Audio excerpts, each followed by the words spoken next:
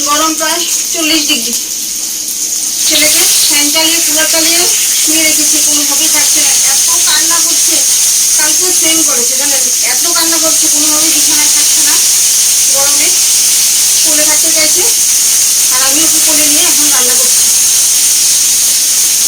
এতটা গরম এমনিতেই থাকা যায় না বলুন, ওকে কোলে নিয়ে কি রান্না করতে পারি?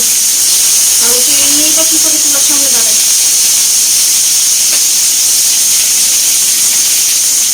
এতটা অসহ্য লাগে জানেন, কি বলে আপনাদেরকে বোঝাতে পারবো না। এতটা কষ্ট হচ্ছে, আর সে কষ্ট থেকে রাগও হচ্ছে। মনে হচ্ছে যে সব কিছু ফেলে কোনো দিকে চলে যাই। একই তো এত গরমের মধ্যে রান্না, তার মধ্যে যদি এই ধরনের বাচ্চাকে কোলে নিয়ে রান্না করতে হয়, তাহলে অবস্থাটা বুঝুন। তো তারাই বুঝতে পারবেন যার আমার মতন এই ধরনের ছোটো বাচ্চা আছে, আর এইভাবে রান্না বান্না করতে হয়, সংসারের সমস্ত কাজ করতে হয়। এখনও সমস্ত কাজ করে আছে, ঘর দোর ঝাড় পোছ মোছা কাপড় ধোয়া সব কিছু করে আছে। ওকে স্নান করানো, ওকে খাওয়ানো, শুধু সকালবেলা একবার ওকে কলা খাইয়েছি, বাস একটু ঘুম পাড়িয়েছিলাম, উঠে গেছে, 10 মিনিটও ঘুমায়নি।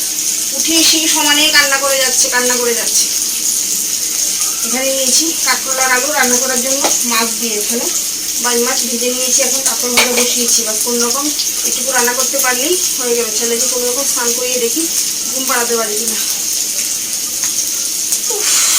আর আমার অবস্থা তো আপনারা দেখতেই পাচ্ছেন।